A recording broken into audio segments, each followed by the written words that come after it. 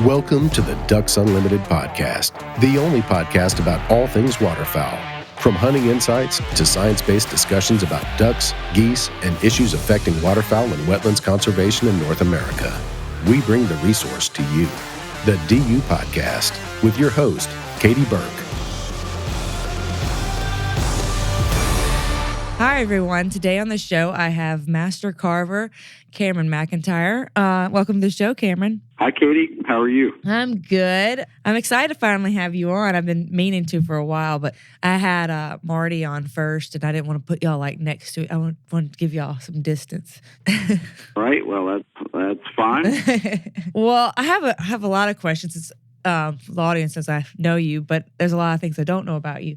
I know you grew up in South Carolina, and now you're in Virginia. And I asked this question basically to everyone that comes on the show. I want to ask it to you a little more specifically because I think what I know about you, it would resonate more. So I don't want to know like just when you began hunting, but what was that moment for you? Because I know you started young. What was that moment for you? And that moment's hard to explain, but like that moment that you get that almost like awe moment with nature and waterfowl.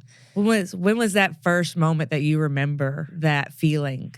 Well, I mean, I started hunting, my father took me when I was very young. I mean, I probably was duck hunting. I mean, he probably took me a few times when I was as young as 4 or 5 years old. And so the very first hunts, I'm sure I don't quite remember them, but the one thing that I do remember that just sort of has always stuck in my mind is, when we did go hunting, we always got there really early. I mean, number one, we were hunting in a big salt marsh that was kind of public. I mean, anybody could hunt there, but there wasn't that much competition. I mean, you sort of had your spot. But I just remember we always got there way before legal shooting time. And, we'd put the decoys out, and we'd either sit out in the decoys for a while before we got in the blind, or we'd get in the blind. And, I mean, just in the dark, hearing the wings, because back then, that was the early 70s. I mean, there was thousands of ducks down there, and you'd hear the pintails peeping going over, and the widgeon whistling, and just the wings and the distant high balls, and the smell of the marsh. I mean, I just remember that to this day, and that's so much different than being at home in your little neighborhood. It was just a great feeling.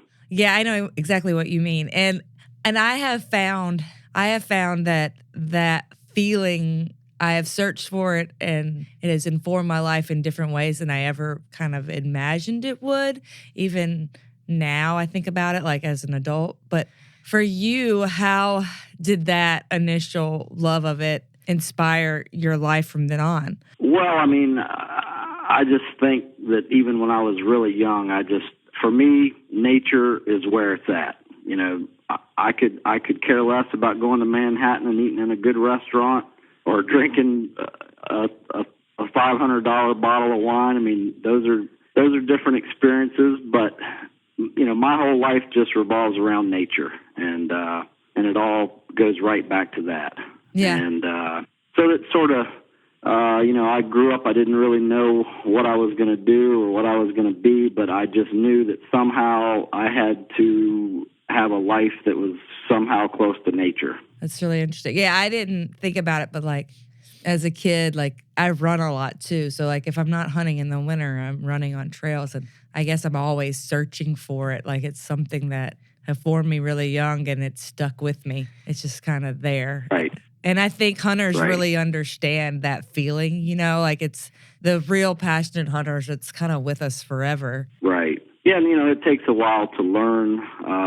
You sort of learn who you are, but that takes years, and you're still through the process of learning about art and decoys and hunting. I mean, you're still the person you are sort of changes as you get older and you reflect back, and so it's neat to go through these different phases. But nature to me is just fascinating. It never loses its interest, and I can't get enough of it. Yeah, I totally get it. So to move from there, so you started hunting young, and then I know your dad was a collector and trader in decoys and older decoys, so I know that's where you were introduced to older decoys. But when did you? I know you started young, but when did you get interested in them and to the point of actually wanting to try making them? Well, I mean, I can tell you exactly when that happened. I grew up down in Beaufort, South Carolina, and we hunted down on the Combahee River and the Wimby River, and there was really no history of decoys down there. When I say decoys, I mean wooden decoys. Right. The decoys we hunted with when I grew up were LL Bean cork decoys, which are very good decoys. But I remember my father went on a goose hunting trip up to Cambridge, Maryland, and that would have been in, I guess, 1977. And anyway, when he was up there, he met this guy who collected old decoys, and he ended up bringing a whole carload of wooden decoys back home with him from this goose hunting trip. And, I was, I guess, 9 years old, and I was waiting for him to get home to see the geese that he shot, because we didn't have geese in South Carolina. I was just real excited about what was going on, and I remember he backed the car up to the front door of the house and popped the trunk, and in the trunk were like 150 old wooden decoys that he had brought back from Maryland. And to me, that was just the biggest moment of my life, is looking in that trunk of the car and seeing all those old ducks, and then, bringing them in the kitchen, and we washed them off and got the dust off of them. And I just remember being really excited about seeing those things. And the next morning I got up, I was, putting them on the kitchen table and making drawings of them. And then I went to the back of a Ducks Unlimited magazine. I still have the issue. It's out in my shop. It's from 1977, and there was an ad in the back for a carve your own decoy kit, And so I ordered that kit and tried to make my first decoy. I'll have to look up that magazine, because we have all the magazines here, so I have to look that. I think it's got a ring neck. I have it out there. I'd have to go find it. But anyway, it's either got a black lab on the cover or a ring neck. But I have the magazine, and so yeah, Ducks Unlimited had a role in getting me started carving. That's funny. Yeah, I'll have to go find it and post it for the listeners after this when this interview comes out. So, like you said, you were drawing those decoys when they get. So, did you always have an interest in art and drawing? Like, did that kind of was that always there as well? Yeah, that was always there.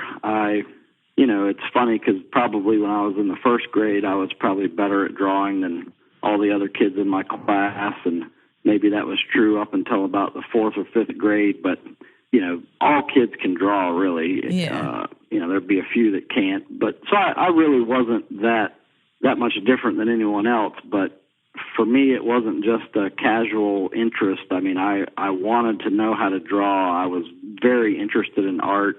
Again, that does go back to Ducks Unlimited magazine. I mean, I'd look through there and see the Maynard Reese paintings and David Moz, and thought, boy, one day, if I could paint something like that.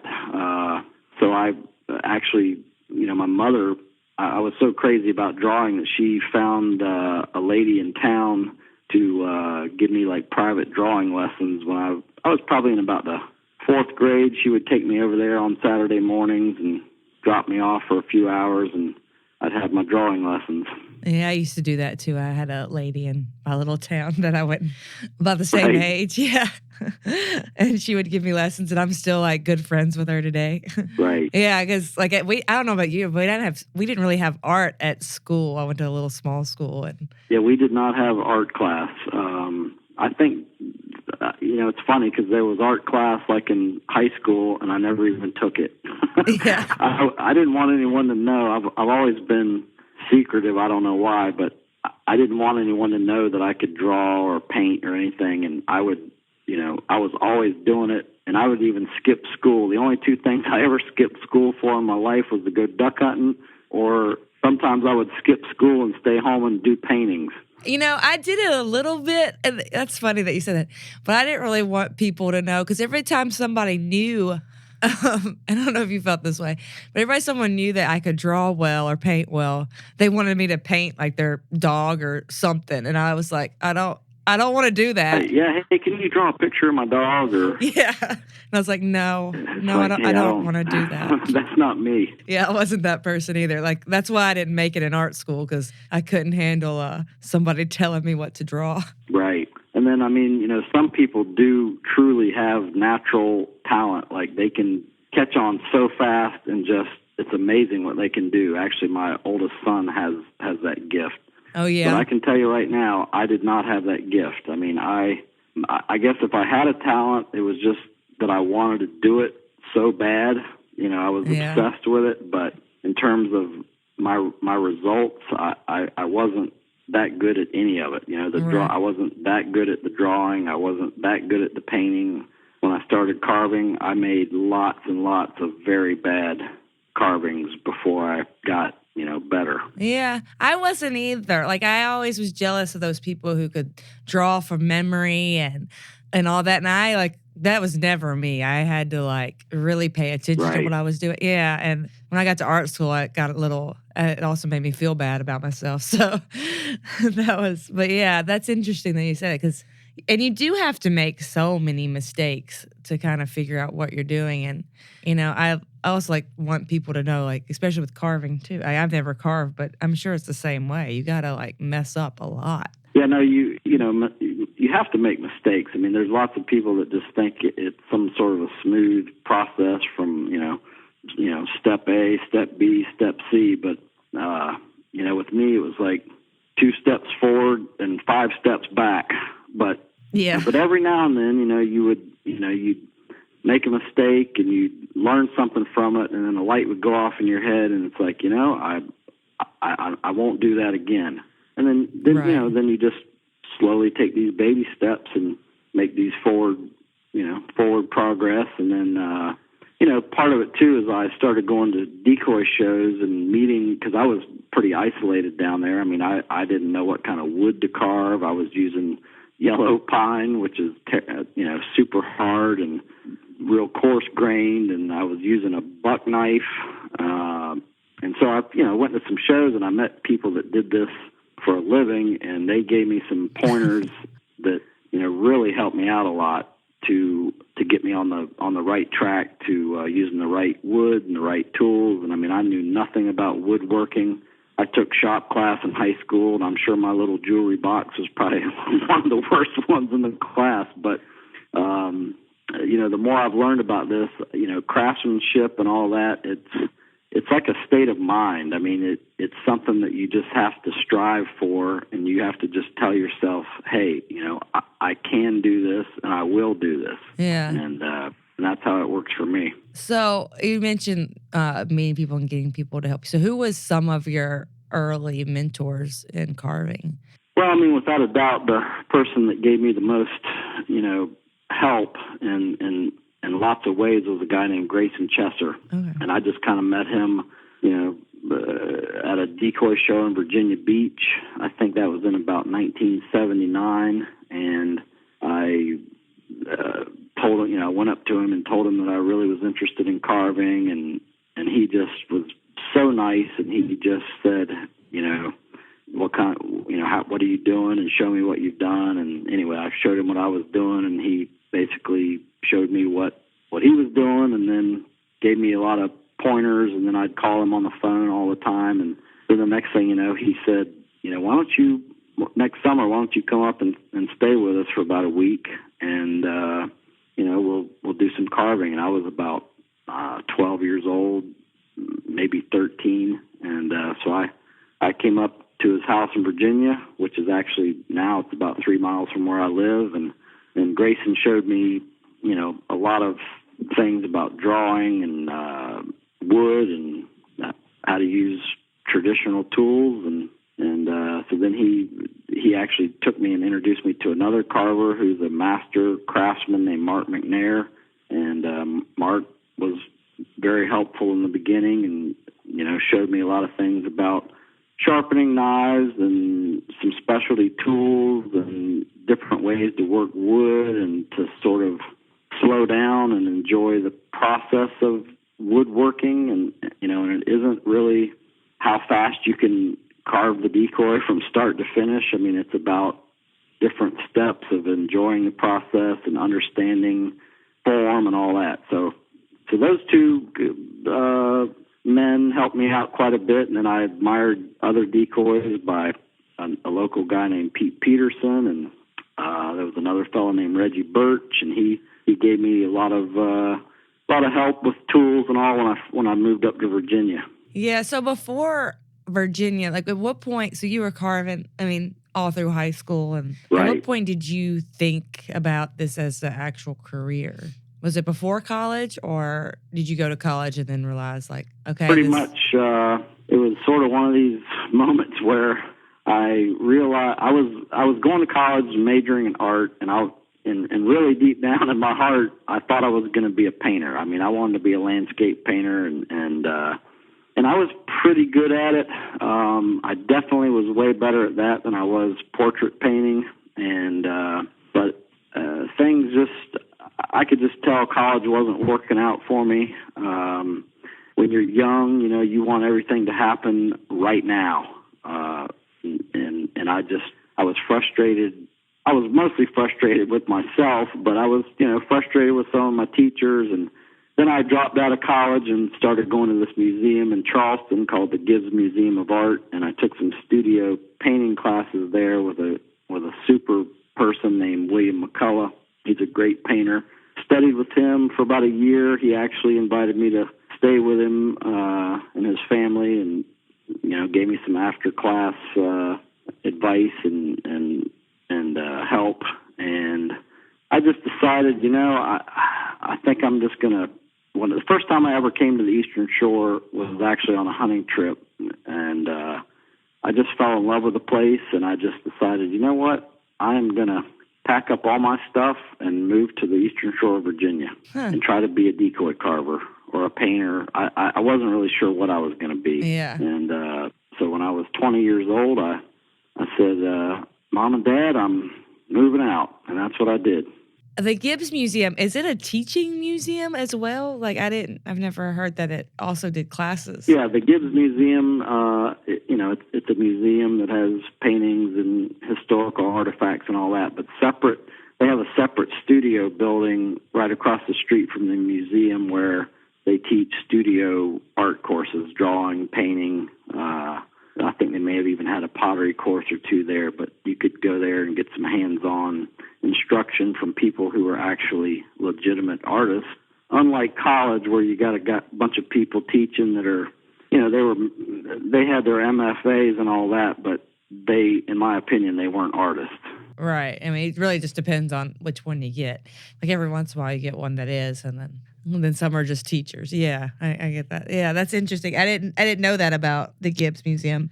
So yeah, you moved to Virginia, and I know you have your property there now. But what happens in that time period between when you first moved there? Obviously, you don't probably have the money to purchase your property.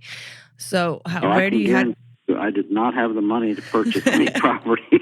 Well, a little bit of money I spent when I moved to Virginia, I knew nothing about something called winter, and the money that I had was all spent the first year I lived here on heating oil.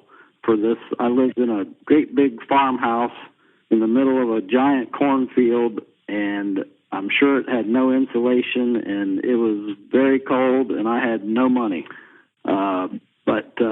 But yeah, I moved up here. I brought like 2 duck boats with me. I had a live wood duck in a cage that I had raised from a little chick on the front seat of the moving van. And Grayson found me an old farmhouse to rent, which I did, and I moved in there, and I didn't have 10 cents, and I didn't have any orders for my decoys. Nobody knew who I was, but I had something called the inspiration of desperation, and I just decided that I was going to make it. If anybody on this earth was going to make it as a decoy carver, it was going to be me. And so how I did that is I set up a workshop in one of the downstairs bedrooms, and then I set up a little painting studio in one of the upstairs bedrooms, and I would I would do landscape painting, and then I would carve my decoys. And at the end of the day, I would, at the end of a week, I would gather up my decoys. I still didn't have the confidence in my paintings to try to sell those, but I had to make a living somehow. So I would get my decoys all together, get in my truck, and drive to antique shops, gift shops, any place that I thought that might be interested in a decoy. And I was a great businessman because I would walk in there and basically anything they would offer me, I would take. So I wasn't driving any hard bargains. So how many were you producing at that point? Because I know you don't produce. You're a lot slow. Like you don't produce as many as you used to. But at that point, when you were trying to make that money, like what was your production rate? I was never really all that prolific because I always fall in love with, like, each decoy that I'm working on, I get too involved with that one decoy. And but back then I was a lot faster, because I wasn't as particular as I am now. But I could make a decoy in a day or two, and so I might make 3 or 4 decoys a week max. And most of them are hollow, and I was still doing most of the steps then that I'm doing now. But when you don't have any kind of a reputation, I was selling. I was hoping to get $100 a piece for them. Yeah. But a lot of times I was taking like $40 and $50 a piece for them, but that was great because I wasn't married, I didn't have kids, I was living by myself, and hey, if I had $40, I could buy some shotgun shells. Yeah. So what year was that? Like when you were doing that? The years that was like 1989, 1990, 91. Okay. So when did you start doing restoration work? Like how did you get that gig? Okay, so I started carving the decoys, and I started selling them, and then I guess just by pure determination and the fact that I knew that I had to do this, I started getting quite a bit better at making them, and I always loved the old traditional style decoys. That's what I grew up with, and that's what I love. I admire people like Tan Bernay that could carve a duck that looked exactly like a real duck, but I just knew right from the start that was never going to be me. And so anyway, the decoys that I was carving back then, they all were tied into traditional decoys, and so I had people at shows would see the kind of old style decoys that I was making, and then they'd say, hey, you can make something look pretty old, and it's got the kind of the old flair to it. Would you be interested in trying to repair a bill on my decoy? And so I started doing a little bit of that probably in about 92, I would say. Maybe 91, 92, something like that. And then for quite a few years, maybe 10 years, I was overwhelmed with that. I was still carving my decoys. I was still painting my landscape paintings, but I was fixing a ton of old decoys, which was good and bad. The good part of it is that it was a steady source of income. And the best part of all is the fact that I learned so much about the old makers. And I had some wonderful decoys in my studio that I fixed. And so when you fix thousands of those things, parts of their style kind of rubs off on you without you even really being aware of it. And so that was probably the best teacher I ever had was working on all those old decoys. Right. And trying to match those patinas. You get a decoy that's got a big tail chip or a broken bill or some paint missing, and these people aren't giving it to you because they want to be able to tell that it's been fixed. They want it to be invisible when you're done, and it's hard. It's hard to match some of that stuff. And but I learned a lot about patina and paint by working on those old decoys, and it's pretty fascinating trying to decipher those old paint jobs and patinas. Yeah, I would think you're almost like a chemist in there trying to figure out what combination. Yeah, there's definitely some chemistry involved, and if you think you know something about color, wait until you have to match, like, say like 150-year-old red paint on the breast of a mason mallard. Well, when it was first painted, it was kind of, a brick red, burnt sienna color, and then it's kind of mellowed and gotten smoky and dusty and mysterious, and, then it's got varnish on it, and you just, it's like the worst thing you can do is mix up that exact color that it is and try to match it. And then you realize that, right, man, in order for me to match this patina, I have to start way off in a different direction than I thought, and you got to kind of work your way up to it, if that makes any sense to you. No, it makes perfect sense. And yeah, I can imagine it would drive you mad trying to figure it out. Right. And then now, how I've applied that to my own decoys is I'll lay awake at night thinking about how I'm going to paint something, because, that's kind of how I paint my decoys now, is I start way off in a different direction from where I want them to end up. I set them up intentionally. You could almost say I paint them wrong in the beginning so that I can sort of correct the process as I go, so they'll end up with this kind of mysterious look in the end, and it drives me crazy, but I love it. It's who I am, and it's what I do.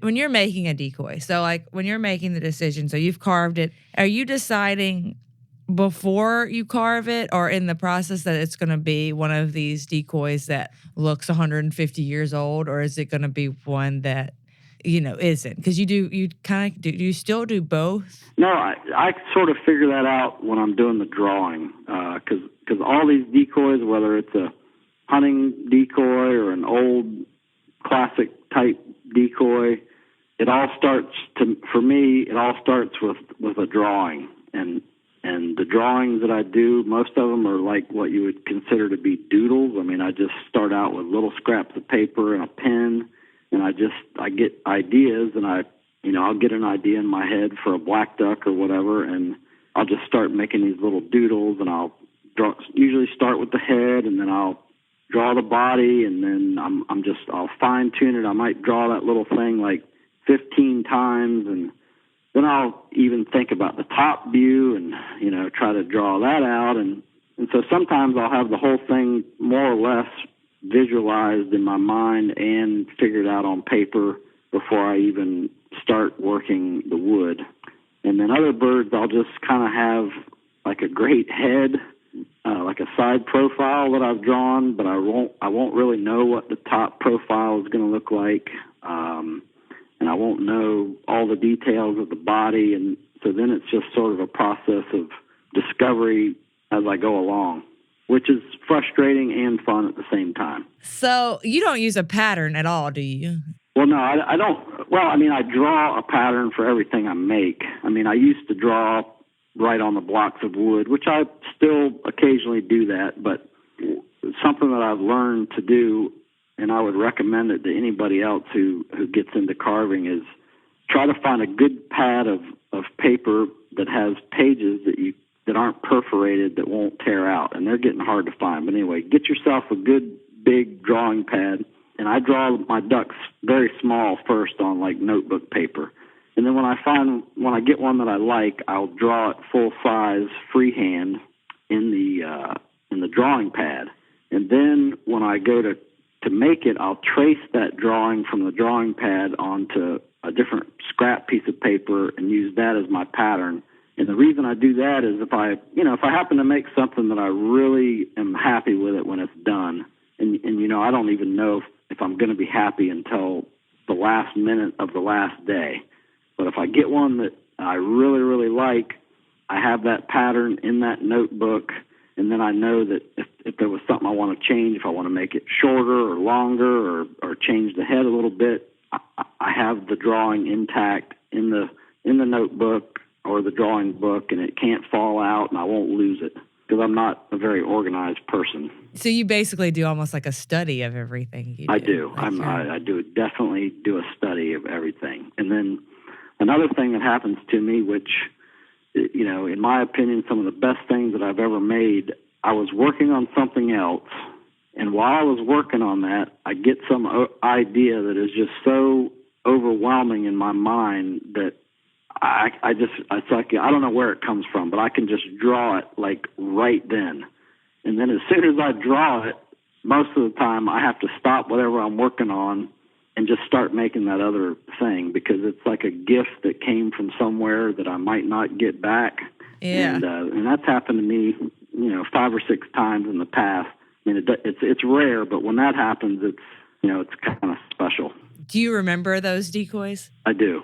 Yeah, I have a goose that I made that I actually gave to my oldest son that happened like that, and I have a goose that I made for a fella that used to run a magazine. I was carving an eider one time, and I don't know where it came from, but I got this idea for this goose, and I just stopped working on that eider.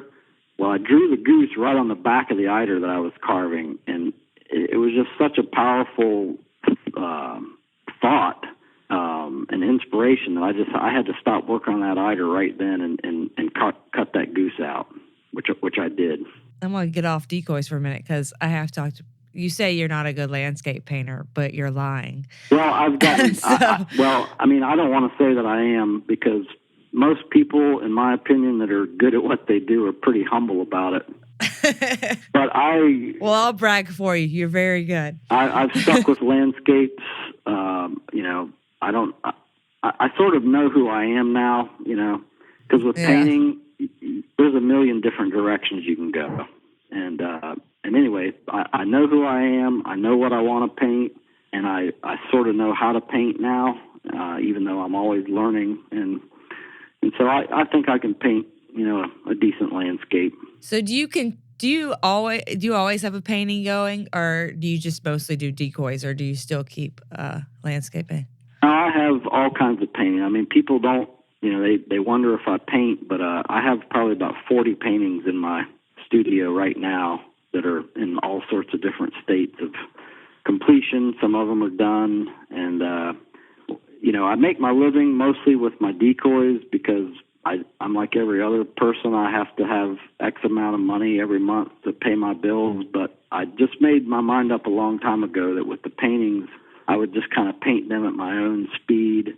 So I don't approach them in a business sense the way I do with my decoys. Well, one thing you do that I love about your paintings that I think that you can get that, like, I guess hunters would see, is you can grasp that light. You depict that light of early morning, like nature, so well that I get a reaction from it because it's something I experience. Well, that just all comes from, and some people just don't understand that at all. I mean, I remember one of the first, I always wanted to have a one-man show, and I had my first one-man show at this gallery, and I'll never forget, this guy walked in and he said, "They're so dark," and I don't know, I know there's other people like me, but, I do a fair amount of deer hunting, but my big passion is duck hunting. And if you're a duck hunter, you spend a lot of time in the dark. I mean, I get up at 4:00 in the morning and beat and bang out in the Chesapeake Bay when it's blowing 30 miles an hour in a little 16-foot boat, and you see things and feel things out there at that time of day that most sane people don't know anything about. No, it's true. Like they capture that, like there's that specific feeling and moment, like when you put all the decoys out and then you're standing there waiting for, shooting time. Like and everything's so still and there's barely any light. I'm almost like brought back to that space. Right. And that's, when talking about going through different stages in life, when I was 20 years old or 25, you go out and you shoot a bunch of ducks and you come back home and, the thing that you dwell on and remember is all the ducks you shot. I remember I made that shot and I made that shot. And now, like when I go out hunting, I come back and I'm thinking about the landscape. I'm remembering the color of the trees, and I'm remembering the shadows and the reflections on the water, and I'm just replaying that landscape over in my mind. And I always love the ducks, but the landscape to me is very powerful at this point in my life. When you put the duck in, it changes the focus of it too. Right, and I remember I painted a little, and I don't by the way, for everyone listening, I mean, I don't put ducks in my painting. And people say, well, I don't really understand why there's not, some ducks or boats or whatever. And I wondered about that myself for a long time. And then it finally dawned on me, that it's the land that, people like stories. Everybody likes a good story. And I think a lot of people they feel more comfortable if they buy a painting that has a easy to read story. They want to look at this painting and have it tell them this little story, it's got these ducks over here and it's got a duck blind and some hunters. And so anybody can see that story. But the story that I'm trying to tell is the story of the land itself. Like that's the biggest story of all, is the tide coming in and the wind blowing and all these forces that create your hunt, And so a landscape to me that doesn't have ducks or people or dogs is to me, and it's not for everybody, but to me that's the most powerful thing of all, and that tells the biggest story. Yeah, and I think what I like about it too is when you put all the other subjects in there, it makes it about that. But I think with yours, just my opinion of your paintings, like when you do that, you would lose the emotion of it, and yours has that emotion there, of that feeling, what it's like to be there in that land, in nature. Well, thank you. That's a great compliment, because that's what I'm trying to achieve. Yeah, no, I get like and I've never seen any of yours in person, but I definitely have like an emotional reaction, and that's when I think, as someone who's an art history major and all that, like the reason I love art is for that emotional response. Like I always find everything that I've liked, that's kind of the thing I look for. And I mean, that's the same thing that I'm after with my decoys. I mean, the same emotional connection. I'm not saying I achieve it every time, but that's what I'm trying to get is like, for instance, simplicity is something that I really like. And it took me a long time to figure this out, but I'm after something that looks simple in sort of an innocent way, but in a powerful way too, because I figured out that if you see something that's simple, but it's beautiful, and then the longer you look at it, the more beautiful it looks, then it's not as simple as you first thought it was. And I've seen great old decoys that are like that. I mean, a John Blair or a Gus Wilson or a Dudley canvasback. I mean, Dudley is the perfect example because they look very simple. They are probably the most reproduced decoy in the history of decoys. I mean, everybody thinks that they can make a Dudley canvasback or they can make a Dudley ruddy duck because they look simple. But they also look very, very beautiful, and there's like a raw power about a Dudley. And then when people try to make them, they don't get that because they are a lot more complicated than first meets the eye. Yeah, no, that's true. You're right. Like when you said John Blair too, like when you first glance at it, it just seems like your typical regular wooden decoy. But the more you look at it, just how complicated it is.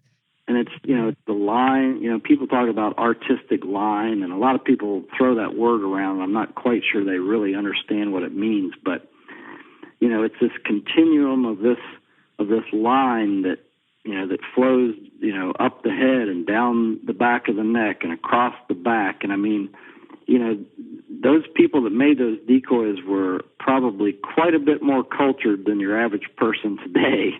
And they knew about that kind of stuff. And it wasn't, they probably didn't go to school and learn about it, but it was just intuitive for them. And there's a beauty there that it's kind of universal. Right. There's almost like a perspective to some of those really great decoys. Like they really thought about the whole form. Yeah, you can, and it when you see it, especially when you see it in person. Like you can just, they kind of jump out at you. And when I was doing a lot of the restoration work, I mean, I'd have someone call me and say, oh yeah, I got a Gus Wilson Scoter and it's got a chip in the tail, and I'll send it down to you. And I can remember a few times people sending me decoys, and I mean, I'd take them out of the box, and my knees would be weak. They were that powerful. I mean, some of these decoys are fabulous sculptures. I'm positive that when decoys finally get the recognition that they deserve from an artistic standpoint, some of these sculptures are as good as it gets. Yeah, no, I agree. And you get right on it too with it. Like, yeah, that's one thing. There's not, like you, and you mentioned Mark Mcnair, and we talked about Mark. There's not many decoy carvers out there that are emulating that today. Right. And it's kind of dying in that way. And hopefully there'll be more carvers to come that get as passionate as you have about it. Well, I think there's always going to be, a certain number of people. I mean, there's always going to be people that want to play in a symphony. There's not going to be maybe as many in the future as there has in the past, but there's always going to be somebody that wants to do that. And I think there's always going to be people that have that have that special spark, and no matter what they want to do. Yeah. Do you have people come to you and ask for advice, younger people? I do. Yeah. I never thought I'd be old enough to have that happen, but I guess I guess I'm old enough now that some of the younger crowd sort of seeks me out, and they're just like I was when I was that age. I mean, I thought that everybody had some big hidden secret that they didn't want to tell me, but and there are some secrets, but the biggest secret is it just you have to want to do it. It can't be just kind of a once a week hobby. You have to do it a lot to get good at it, and you have to want to do it. And then and the one piece of advice I give so many of these young guys, and I don't think they take it, and they don't understand, but they need to go look at as many great decoys. And when I say great decoys, I mean decoys of acknowledged greatness, like not some decoy that your buddy thinks is great, but decoys that are proven to be great, whether they're Purdue's or Elliston's or Cain's or Cobb's or Ward's, but, go to a decoy show, go to a decoy auction, pick up and hold great decoys. When I was young, I called everybody that I knew that had a decoy collection, and I went to see them and picked up probably every decoy in their collection and looked at it and smelled it and turned it this way and turned it that way. Oh, yeah. And that's still available. I mean, anybody that collects decoys would probably love to show you their decoys. So, the woodworking part of it, that's going to come to anybody over time just by the repetition of doing it. But it's the style and the form is the stumbling block for a lot of these people. And in my opinion, it's because they didn't study the old carvers enough. Yeah, I agree with that. And I think it's the same with all art. You have to study the people who came before you if you really want to be great. Absolutely. Because, people want to think that they're original. And I mean, I can tell you right now, I have never done one original thing in my life. But, in originality in art, I don't even think is possible at this point in time. And it's the same way with music or Hollywood. I mean, there's a very good chance it's already been done. Not that you can't go on and do something wonderful in its own right, but, you're going to need some historical perspective. Yeah, no, I agree. And it's not saying that you're not doing, I don't know if you say it's not necessarily original, because it's still original, but it's you can see you add your own flair to, you add, I mean, you'll always have your personality will come out in what you do. And, that's the neat thing about art is that it's so individualistic. Because there's people that are scholars of art, and they can look at any painter in history and tell, hey, this is a Monet, and this is an early Monet, and this is a late Monet, and this is an early Rembrandt. I mean, every painter, I'm sure every musician, every artist has their own unique signature if they do it long enough that is theirs, and that's pretty amazing. It has its own story. Well, Cameron, this was super fun, and I didn't get to good chunk of what I wanted to ask you about. So we'll have to come back on the show. But thank you so much for coming on. Is there anything you'd like to add for our listeners before we sign off? Yeah, I would love to say that one of the things I was thinking about is, people ask me, what makes a good decoy and all that. And I would say that I have no idea. Like, we're talking about hunting decoys. I have no idea what makes a good decoy, because I've seen ducks come into like plywood silhouettes, or geese come into plywood silhouettes with no heads on them. I've seen it all when it comes to ducks. And so basically, as much as I love ducks and I've spent my whole life studying them and hunting them, and I live here with them on my farm, I guess I'd like to close by saying I know nothing about ducks. That's a strong statement to end with, but I like it. Well, thank you so much for coming. It was fun. Well, thank you, Katie, and great talking to you, and hope you have a good new year. Yeah, you too. Hope your rest of your season goes well. Well, we only got a few days left. No, same here. Well, thanks again to our special guest, Cameron McIntyre. Thanks to our producer, Chris Isaac. And thanks to you, our listener, for supporting wetlands and waterfowl conservation. Thank you for listening to this episode of the DU Podcast. Be sure to rate, review, and subscribe to the show. And visit www.ducks.org/DU Podcast for resources based on today's topics, as well as access to more episodes. Opinions expressed by guests do not necessarily reflect those of Ducks Unlimited. Until next time, stay tuned to the ducks.